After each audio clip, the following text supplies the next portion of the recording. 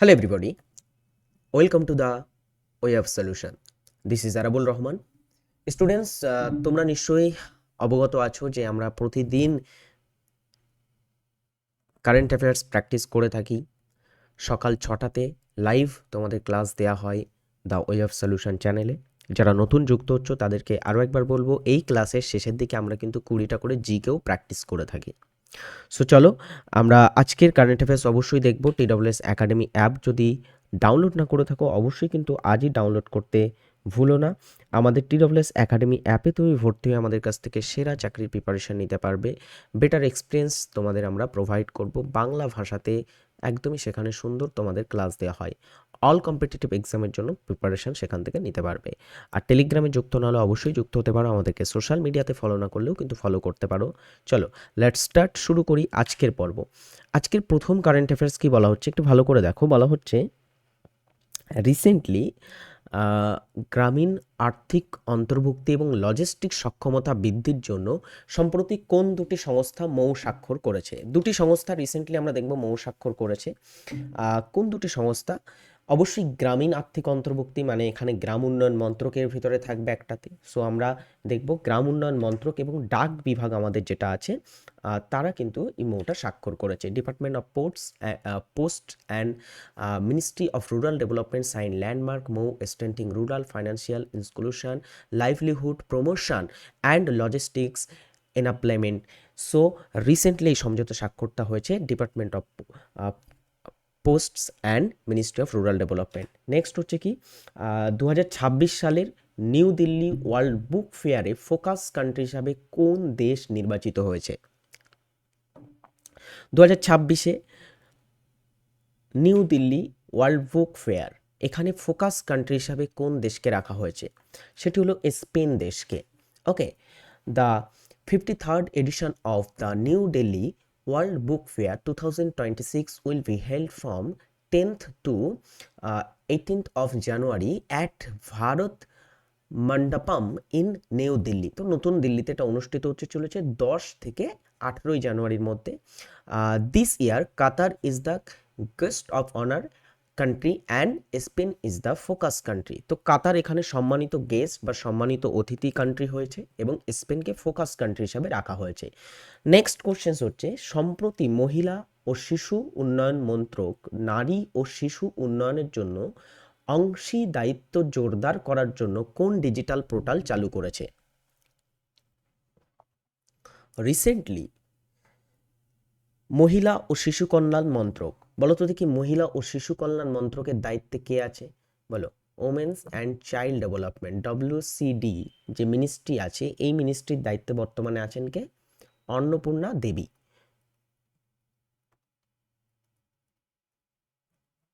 আচ্ছা, আমরা এখান থেকে দেখব যেটা, সেটা হচ্ছে সম্প্রতি তারা চালু করেছে পাংখুড়ি বলে একটা ডিজিটাল পোর্টাল। পাংখুড়ি ডিজিটাল পোর্টালটা কেন চালু করা হয়েছে? এখানে বলা হচ্ছে চালু করা হয়েছে integrated digital portal to strengthening partnership for women and child development. তো মহিলাদের উন্নয়ন এবং বিভিন্ন ক্ষেত্রে অংশীদারিত্ব জোরদার করার জন্য। নেক্সট আমাদের পরের কোশ্চেন হচ্ছে, কার জন্মদিন উপলক্ষে ভারতে প্রতি বছর 12ই জানুয়ারি জাতীয় যুব দিবস পালিত হয়ে থাকে? খুবই দারুণ একটা কোশ্চেন্স ফর অল এক্সাম, সমস্ত পরীক্ষার জন্য এই কোশ্চেন্সটা খুবই খুবই গুরুত্বপূর্ণ একটা কারেন্ট অ্যাফেয়ার্সের কোশ্চেন্স। যেটা বলা হচ্ছে কার জন্মদিন উপলক্ষে আমরা ন্যাশনাল ইউথ ডে বা জাতীয় যুব দিবস পালন করি? স্বামী বিবেকানন্দের জন্মদিনে। Okay, national youth day celebrated on January 12 in India. UIDAI সম্প্রতি আধার পরিষেবা প্রচারের জন্য কোন ম্যাসকটটি চালু করেছে? রিসেন্টলি তারা একটা ম্যাসকটের প্রচলন করেছে বা ম্যাসকট চালু করেছে।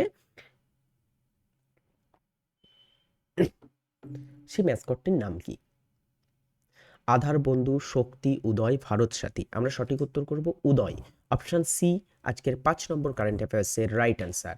ওকে, Uday launches Aadhaar mascot Uday to make Aadhaar related information more relatable. তো এটা আধার সম্পর্কিত যে তথ্য সেটাকে আরও রিলেটেবল বানাতে বা সম্পর্কযুক্ত করতেই ম্যাসকটটি রিসেন্টলি চালু করা হয়েছে। নাম হচ্ছে কি?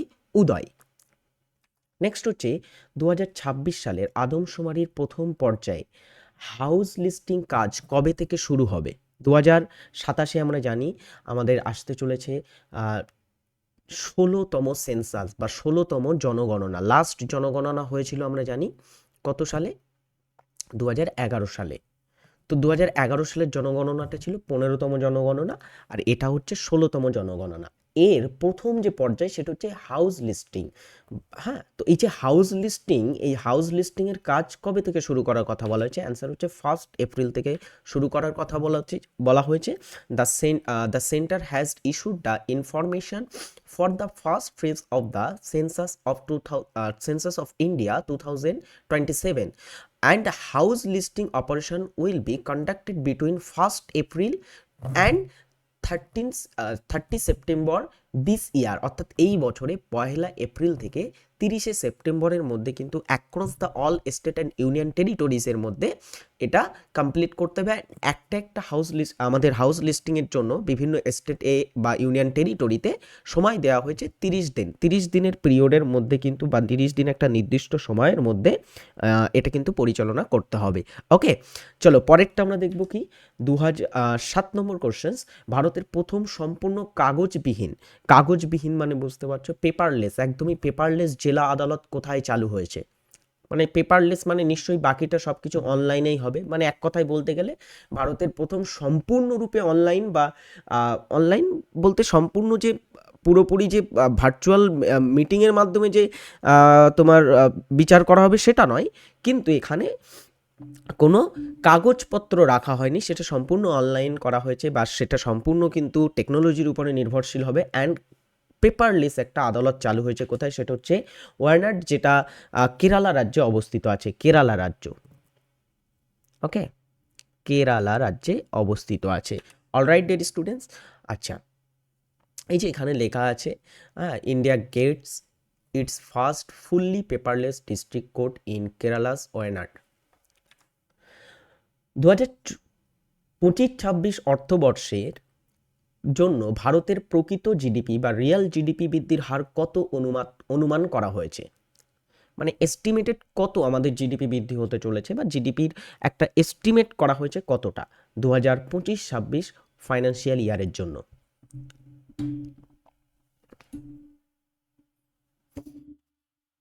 দু হাজার 25-26 ফাইন্যান্সিয়াল ইয়ারের জন্য dare students estimate real GDP বৃদ্ধির হার যেটা অনুমান করা হয়েছে সেটা হচ্ছে 7.4%।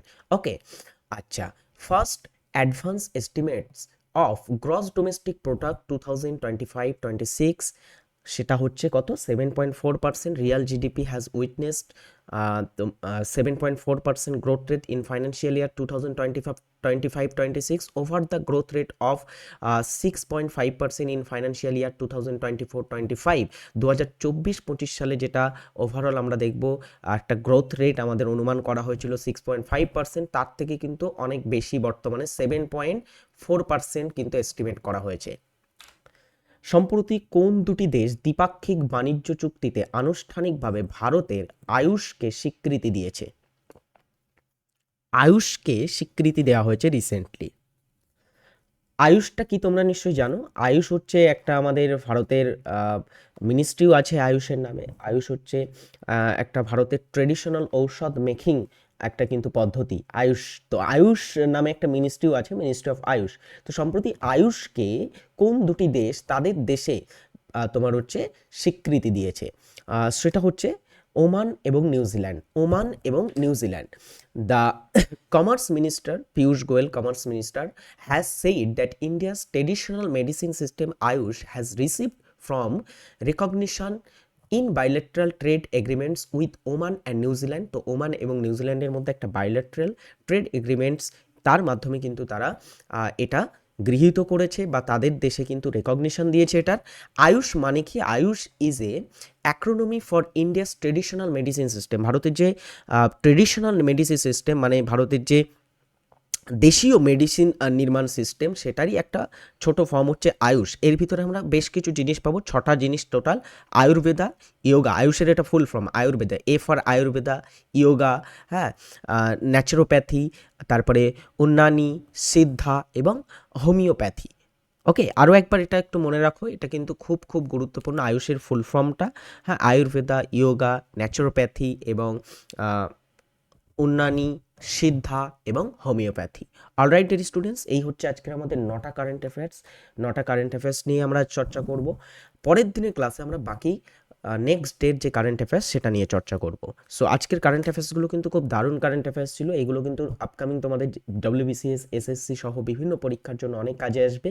অ্যান্ড চলো আজকে আমরা বেশ কিছু স্ট্যান্ডার্ড লেভেলের কোশ্চেন অ্যান্সার প্র্যাকটিস করব, যে কোশ্চেন্সগুলো তোমাদের পরীক্ষার জন্য অনেক অনেক অনেক হেল্প করবে। লেটস স্টার্ট, শুরু করব। তার আগে বলি, বর্তমানে TSS একাডেমিতে তুমি যদি যুক্ত না হও, আমাদের বিভিন্ন ব্যাচে তোমরা যুক্ত হতে পারো এবং ব্যাচে ভর্তি হওয়ার জন্য আমাদের এই নাম্বারে তোমরা কন্ট্যাক্ট করতে পারো যদি তোমার কোনো প্রবলেম তুমি ফেস করো আমাদের ব্যাচে ভর্তি হওয়া রিলেটেড। Alright, let's start. আজকের কোশ্চেন অ্যান্সার পর্বে আমরা কি পাচ্ছি? প্রথম প্রশ্ন,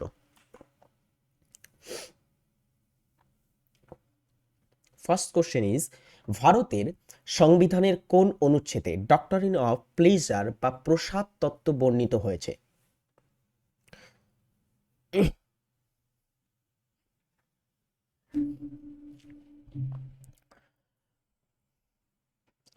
ডক্টরিন অফ প্লেজার বা প্রসাদ তত্ত্ব বর্ণিত হয়েছে ভারতের সংবিধানের 310 ধারাতে। 310 এবং 311 ধারা, যেখানে আমরা এই তত্ত্বটাকে কিন্তু বর্ণিত হিসাবে দেখতে পাবো। নেক্সট ইজ, বিশ্বের দীর্ঘতম হিমবাহ কোনটি? পুরো বিশ্বের মধ্যে দীর্ঘতম হিমবাহ কোনটি? আচ্ছা, হিমবাহ মানে তোমরা নিশ্চয়ই জানো, খুব বড় আকারের একটা বরফের টুকরো। এখন এই যে হিমবাহ, এই হিমবাহ ভারতে একটা আছে। ভারতে হচ্ছে সিয়াচেন আছে, গঙ্গোত্রী, আমরা জানি উত্তরাখণ্ডে গঙ্গোত্রী আছে, যেখান থেকে গঙ্গার উৎস হয়েছে। সিয়াচেন গ্লেসিয়ার এটা লাদাখে আছে, কারাকোরাম পর্বতে। এটা ভারতের ভারতের কি ভারতের দীর্ঘতম বা বৃহত্তম হিমবাহের মধ্যে পড়ে। তো ভারতের দীর্ঘতম হিমবাহ এটা। তাহলে বিশ্বের দীর্ঘতম হিমবাহ কোনটি? সেটা হচ্ছে ল্যাম্বার্ট।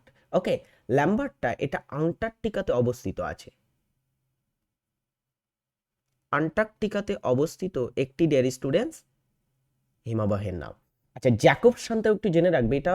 আচ্ছা, হিমবাহ কিন্তু চলন বা হিমবাহের কিন্তু তোমার হচ্ছে গতি থাকে। হিমবাহ কিন্তু মুভ করে এক স্থান থেকে অন্য স্থানে। তোমরা নিশ্চয়ই ছোটবেলাতে পড়েছো হিমবাহের ক্ষয়কার্যের ফলে গঠিত ভূমিরূপ, হ্যাঁ, সঞ্চয় কার্যের ফলে গঠিত ভূমিরূপ। সো এই যে জ্যাকবসন বলে হিমবাহটা আছে, এটা কিন্তু খুবই দ্রুত একটা মানে গতিশীল একটা হিমবাহ। মানে ওয়ার্ল্ডের ভিতরে যত হিমবাহ আছে তার ভিতরে জ্যাকবসনটা হচ্ছে সব থেকে ফাস্টেস্ট মুভিং, মানে সব থেকে ফাস্ট মুভ করছে এই হিমবাহটা।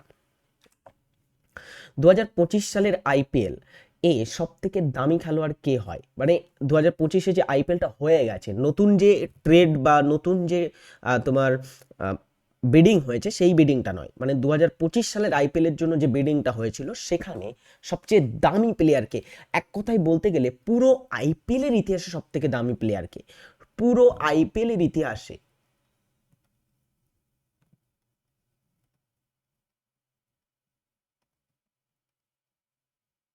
পুরো আইপিএলের ইতিহাসে সবচেয়ে দামি, সবচেয়ে দামি প্লেয়ার যিনি হয়েছেন বর্তমানে, তার নাম কি? তিনি হচ্ছেন dear students Rishabh Pant. Rishabh Pant wicket keeper batsman, ভারতের জাতীয় দলের হয়েও খেলে থাকেন। আর ঋষভ পান্ত তিনি ডিয়ার স্টুডেন্টস 27 কোটি টাকাতে বিক্রি হয়েছিলেন এলএসজি ফ্র্যাঞ্চাইজির কাছে। এলএসজি লখনৌ সুপার জায়ান্টস, তাদের হয়ে তিনি কিন্তু খেলেছিলেন 2025-এর আইপিএলটা। ওকে, 2025-এর আইপিএলের যে বিডিং সেটা কিন্তু জেদ্দা সৌদি আরবে হয়েছিল, এটাও একটু জেনে রাখবে। ঋগ্বেদে বর্ণিত হয় 10 রাজার যুদ্ধ। এটা থেকে একটা প্রশ্ন হয় যে 10 রাজার যুদ্ধ কোথায় আছে? ঋগ্বেদে এটা বর্ণিত আছে। আর 10 রাজার যে যুদ্ধ, সেই 10 রাজার যুদ্ধ সম্পর্কে এটা কোন নদীর তীরে হয়েছিল?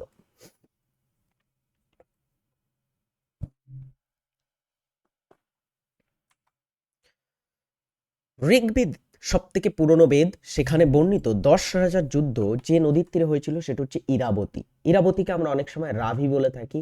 এই রাভি নদীর তীরে বর্তমানে পাকিস্তানের লাহোর শহর অবস্থিত। এবং প্রচুর ডিয়ার স্টুডেন্টস প্রচুর হিস্টোরিক্যাল কিন্তু ক্ষেত্রে এই রাভি নদীটা কিন্তু উঠে এসেছে, বা প্রচুর হিস্টোরিক্যাল উইটনেস হিসাবে কিন্তু রাভি নদীটাকে আমরা পাই। রাভি নদীটার তীরে আমরা জানি 1929 সালের কংগ্রেসের বিখ্যাত লাহোর অধিবেশন হয়েছিল, যেখানে পূর্ণ স্বরাজ কিন্তু ঘোষণা করা হয়েছিল আমরা জানি। সো আরও বেশ কিছু জিনিস এই রাভি বা ইরাবতীর তীরে হয়। এটা সিন্ধুর একটা বাম তীরের উপনদীর মধ্যেও পড়ে, সিন্ধুর একটা বাম তীরের উপনদী। আচ্ছা, এই নদীকে আমরা ঋগ্বেদে একটা অন্য নামে পেয়েছি। ঋগ্বেদে এর নাম কি? ঋগ্বেদে বিভিন্ন নদীর অন্যান্য নাম আছে, ঠিক আছে? তো ঋগ্বেদে রাভির কি অন্য নাম? অন্য একটা নাম হচ্ছে, বা ঋগ বৈদিক যুগে এই নদীকে বলা হতো কি? পুরুষিনী। এই নদীটাকে আমরা কি বলতাম? পুরুষিনী নদী বলতাম। আচ্ছা, নেক্সট কোশ্চেন্স কি পাচ্ছি? অমৃতা শেরগিল নিচের কোন শিল্পের সাথে যুক্ত? ভাস্কর্য, শাস্ত্রীয় সঙ্গীত, চিত্রশিল্প, নাকি সেতার বাদনার জন্য যুক্ত? অমৃতা শেরগিল দ্য ফেমাস, আমাদের ভারতের একজন কিন্তু শিল্পের সাথে যুক্ত ব্যক্তি। কোন শিল্পের সাথে তিনি যুক্ত? চিত্রশিল্পের সাথে বা চিত্রকর্মের সাথে তিনি যুক্ত। মাঝে মধ্যে আমরা অমৃতা শেরগিলকে বলে থাকি আমাদের যে ভারতে আধুনিক চিত্রশিল্প আছে, সেই আধুনিক চিত্রের আধুনিক মাফ করবে আধুনিক চিত্রের বা চিত্রশিল্পের পৃথিকত তাকে বলা হয়, ঠিক আছে? বা তাকে আমরা অনেক সময় বলতে পারি আধুনিক চিত্রশিল্পের অগ্রদূত বলতে পারি, আমরা অগ্রদূত হিসাবেও কিন্তু বর্ণনা করতে পারি। তো এটা কাকে বলা হচ্ছে? অমৃতা শেরগিলকে। তার কিছু বিখ্যাত আমরা চিত্রশিল্প সম্পর্কেও জেনে রাখবো। আমি একটু মুখে বলছি চিত্রশিল্পগুলো। দ্য থ্রি গার্লস ফেমাস, তার একটা চিত্রশিল্পের নাম, ঠিক আছে? Three girls. তারপরে একটা হচ্ছে ব্রহ্মচারীস বলে একটা তিনি চিত্র এঁকেছিলেন, এবং আরেকটা হচ্ছে স্লিপিং ওমেন, খুব বিখ্যাত, হিল ওমেন। ওকে, এই ধরনের কিন্তু বিখ্যাত বিখ্যাত চিত্রগুলো তিনি এঁকেছেন। এছাড়া ভারতের আরও বেশ কিছু চিত্রশিল্পীদের নাম সম্পর্কে আমরা জেনে রাখতে পারি। তৈয়ব মেহতার নাম আছে, অ্যান্ড রাজা রবি বর্মা, যামিনী রায়, তারপরে হচ্ছে নন্দলাল বসু। হ্যাঁ, এরা হচ্ছে বেশ কিছু ভারতের উল্লেখযোগ্য চিত্রশিল্প বা চিত্রশিল্পী। ভারতের উচ্চতম মালভূমি কোনটি? সব থেকে হাইয়েস্ট উচ্চতম মালভূমি কোনটি? ডেকান মালভূমি, আমরা জানি এটা হচ্ছে বৃহত্তম মালভূমি ভারতের, বৃহত্তম মালভূমি ভারতের। কিন্তু ভারতে একটা মালভূমি আছে যার গড় উচ্চতা 4000 মিটারের কাছাকাছি, মানে একটা পর্বতের থেকেও অনেক অনেক ক্ষেত্রে 1000 মিটারের বেশি হলে আমরা সেটাকে পর্বত ঘোষণা করি। কিন্তু কিছু মালভূমি আছে যারা কিন্তু অনেক উঁচু উঁচু হয়, যেমন তিব্বত মালভূমি। তিব্বত মালভূমি ইজ রাইট অ্যান্সার। সরি, তিব্বতটা ভারতে, মাফ করবে, এটা ভারতে বলা হয়েছে। তাহলে আমরা এখানে রাইট অ্যান্সার করবো লাদাখ মালভূমি। সরি, লাদাখ মালভূমি ইজ রাইট অ্যান্সার, ভারতের উচ্চতম মালভূমি। মহাকর্ষীয় ধ্রুবক বা জি এর মান প্রথম কে নির্ধারণ করেন? জি, মহাকর্ষীয় ধ্রুবক। ওকে,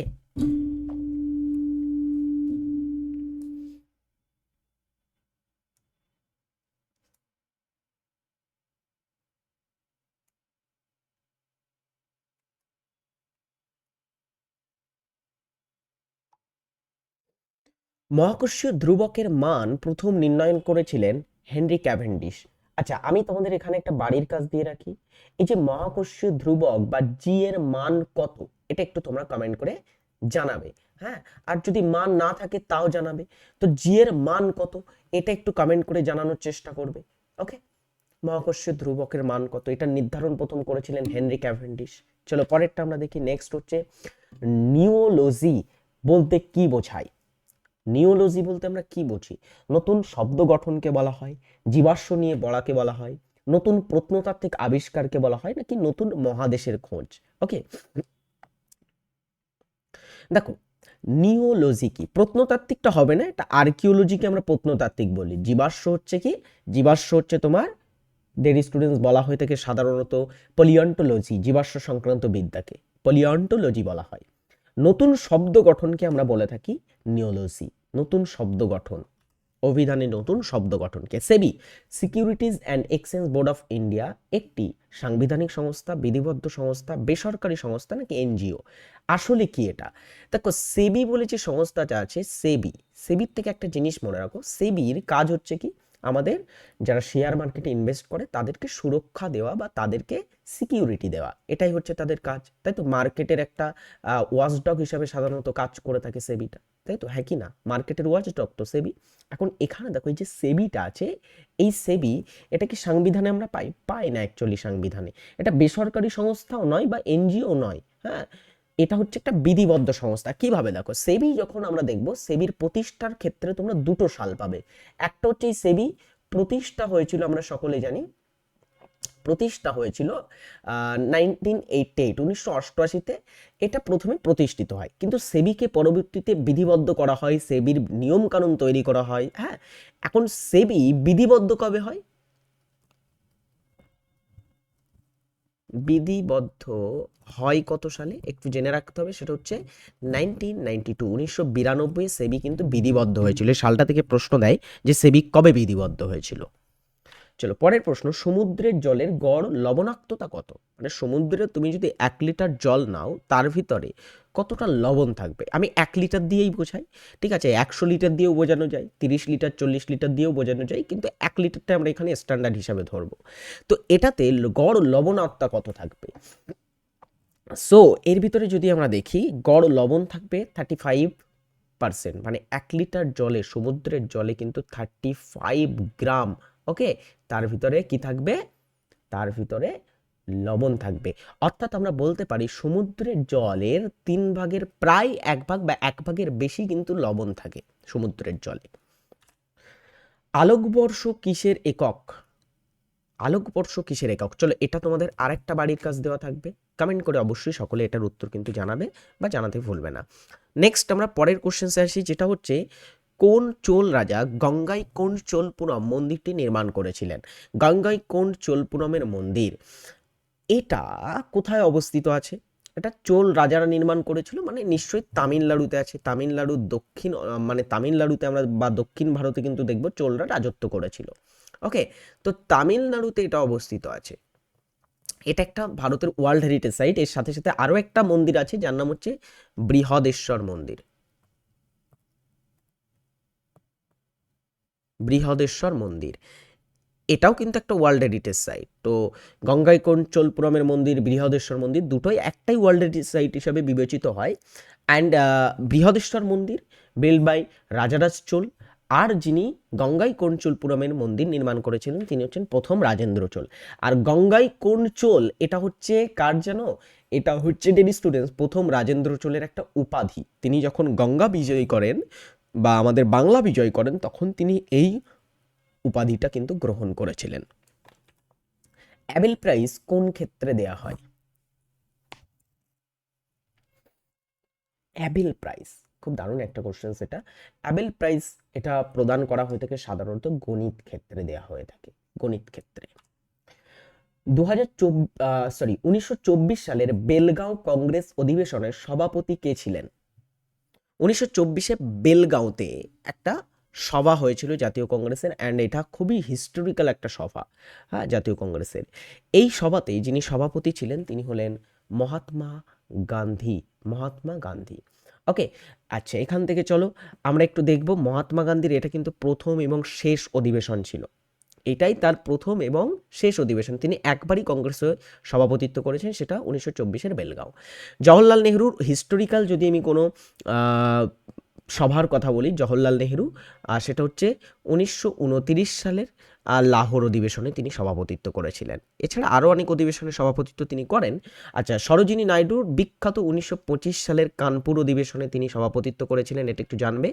আর কানপুর অধিবেশন থেকেই তিনি হন প্রথম ভারতীয় জাতীয় কংগ্রেসের প্রথম ভারতীয় মহিলা সভাপতি। ওকে, আর সুভাষচন্দ্র বসু 1938 সালে হরিপুরাতে এবং আরেকটা হচ্ছে 1939 সালে ত্রিপুরীতে তিনি সভাপতিত্ব করেন। সো এই হচ্ছে মোটামুটি আমাদের এখানে বেশ কিছু হিস্টোরিক্যাল কিন্তু সভা, জাতীয় কংগ্রেসের বেশ কিছু হিস্টোরিক্যাল তোমার হচ্ছে সেশনের কথা বলা হয়েছে? এগুলো একটু জেনে রাখবে। প্রশ্ন দেয় যে সুভাষচন্দ্র বসু কোথায় প্রথম সভাপতিত্ব করেন, হ্যাঁ, কোন অধিবেশনে তার সাথে মহাত্মা গান্ধীর বিবাদ হয়েছিল ইত্যাদি প্রশ্ন দিতে পারে। কোন প্রকার শিলাকে প্রাথমিক বা আদি শিলা বা প্রাইমারি রক বলা হয়? প্রাথমিক শিলা বা এটাকে আমরা আদি শিলাও বলতে পারি। আদি শিলা বা প্রাইমারি রক বলতে কি বোঝায়? মানে যে শিলা পৃথিবীতে প্রথম থেকেই ছিল, মানে পৃথিবীর সৃষ্টির প্রথম থেকেই যে শিলা ছিল তাকে আমরা আদি শিলা বলছি বা প্রাইমারি রক বলছি। এটা ডিয়ার স্টুডেন্টস আগ্নেয় শিলা।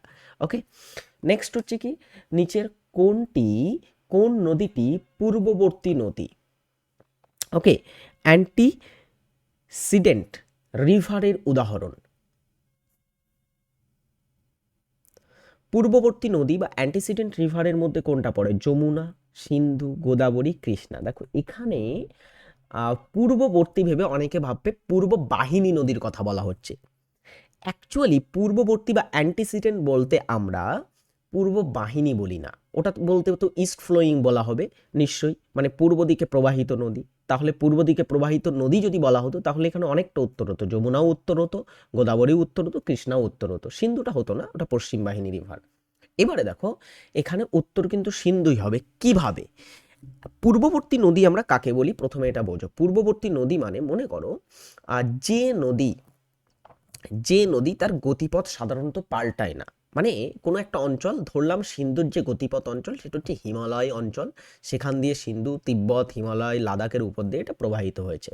তো এই যে সিন্ধু নদী বা ইন্দাস রিভার, এই নদীটা প্রথমে যে গতিপথে ছিল সেই গতিপথটা তেমন যে ভীষণ কিন্তু চেঞ্জ হয়নি সিন্ধুর, এর আশেপাশের ভূমিরূপ চেঞ্জ হয়েছে কিন্তু নদী তার গতিপথ পাল্টায়নি।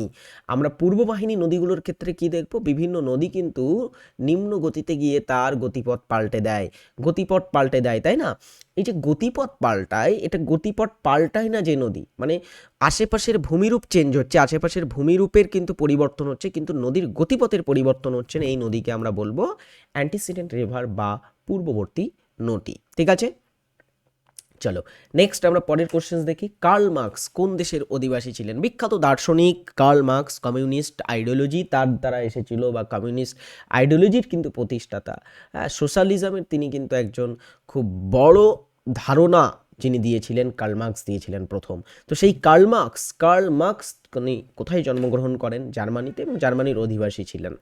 চলো পরেরটা দেখব। মন্ট্রিয়াল প্রোটোকল নিচের কোনটির সাথে যুক্ত?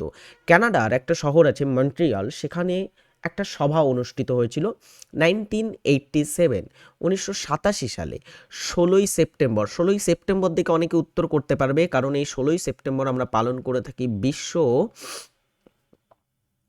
ওজোন দিবস, তাই তো? বিশ্ব ওজোন দিবস আমরা কবে পালন করে থাকি? 16ই সেপ্টেম্বর। এই 16ই সেপ্টেম্বর কেন করা হয় পালন? বিকজ এই দিনটাতে মন্ট্রিয়াল প্রোটোকল স্বাক্ষরিত বা সাইন্ড হয়েছিল। কেন সাইন্ড হয়েছিল? বিকজ অফ ওজোন স্তর সুরক্ষার জন্য। ওজোন যে লেয়ার আছে আমাদের, আমরা জানি সেটা অতিবেগুনি রশ্মিকে কি করে? বাধা দেয়, এবং কিছু কিছু গ্যাসের কারণে লাইক সিএফসি জাতীয় গ্যাসের কারণে কিন্তু ওজোন যে স্তরটা সেটা ক্ষতিগ্রস্ত হয়। তো ওজোন স্তর সুরক্ষার জন্য মন্ট্রিয়াল প্রোটোকল কিন্তু এগ্রিমেন্টে স্বাক্ষরিত হয়েছিল। চলো পরেরটা আমরা দেখব কি, নিচের কোনটি একটি গ্রিন হাউস গ্যাস নয়? গ্রিন হাউস গ্যাস মানে বেশ কিছু গ্যাস আছে যেগুলো আমাদের পৃথিবীর উষ্ণতা বাড়াতে কিন্তু সাহায্য করে, মানে পৃথিবীর উষ্ণতা বাড়িয়ে দিচ্ছে। এই গ্যাসগুলোকে আমরা সাধারণত গ্রিন হাউস গ্যাস বলছি। তো গ্রিন হাউস গ্যাস নয় কোনটির ভিতরে? অবশ্যই নাইট্রোজেন কোনো গ্রিন হাউস গ্যাস নয়, বাকিগুলো green house gas. Golden threshold কবিতা সংকলনটি কার লেখা? এটাও একটা খুব সুন্দর একটা প্রশ্ন। গোল্ডেন থ্রেশহোল্ড শীর্ষক কবিতা সংকলনটি কে লিখেছিলেন? রবীন্দ্রনাথ ঠাকুর, সরোজিনী নাইডু, অরুণ আসফ আলী, বিজয়লক্ষ্মী পণ্ডিত। লিখেছিলেন সরোজিনী নাইডু। ভারতের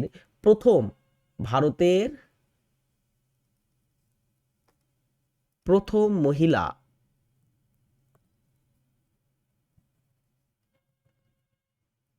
রাজ্যপাল তিনি ছিলেন, তাই না? রাজ্যপাল ছিলেন, আমরা সকলে এটা জানি। আচ্ছা, আরেকটা জিনিস দেখো, গোল্ডেন থ্রেশহোল্ড এই যে কবিতাটা তিনি লিখেছিলেন, তিনি কিন্তু জাতীয় কংগ্রেসের সাথে যুক্ত ছিলেন। হ্যাঁ, পরেরটা আমরা দেখব কি, ভিটামিন B12 এর রাসায়নিক নাম কি? ভিটামিন B12 এর রাসায়নিক নাম কি? রেটিনাল? কখনোই না, রেটিনাল হচ্ছে B1। আচ্ছা, এর অভাবজনিত রোগগুলো একটু জেনে রাখো। অভাবজনিত কি কি রোগ আছে এর কারণে? অভাবজনিত রোগগুলো কি? ভিটামিন B1 অভাবে সাধারণত বেরি হয়ে থাকে, বেরি রোগ হয়ে থাকে আমরা জানি। আচ্ছা, আর কি? সরি, ভুল বললাম, মাফ করবে, উল্টোটা বলে ফেলেছি তো আমি। সরি। রেটিনাল হচ্ছে ভিটামিন এর অভাবে রাতকানা রোগ হয়ে থাকে, রাতকানা। ভুল বললাম তো আমি একদমই, নিচেরটা উপরে লিখে ফেলেছি। থিয়ামিনটা হচ্ছে B1। আচ্ছা, থিয়ামিনটা হচ্ছে B1, এর অভাবে বেরি হয়, বেরি বেরি রোগ হয়ে থাকে। চলো এরপরে দেখি সায়ানোকোবালামিন। এটা হচ্ছে B12 এর কথা বলা হচ্ছে, যেটা আমরা প্রশ্ন অনুযায়ী পাচ্ছি। সায়ানোকোবালামিনের অভাবে কি হয়? পার্নিসিয়া অ্যানিমিয়া, বা যেটাকে আমরা বলে থাকি মারাত্মক রক্তাল্পতা হয়ে থাকে। এটা এসআই প্রিলিমসে রিসেন্টলি দিয়েছিল 2025 সালে। ক্যালসিফেরল মানে হচ্ছে ভিটামিন ডি এর কথা বলা হচ্ছে। এর অভাবজনিত রোগ একটাই জেনে রাখো খুব সুন্দর, রিকেটস। এটা থেকে প্রশ্ন দিতে পারে আমাদের, ওকে, যে রিকেটস রোগ কিসের অভাবে হয়। সো এইগুলো একটু কিন্তু নোট করে রাখতে হবে, ভিটামিন বা ভিটামিনের অভাবজনিত রোগ, তাদের রাসায়নিক নাম।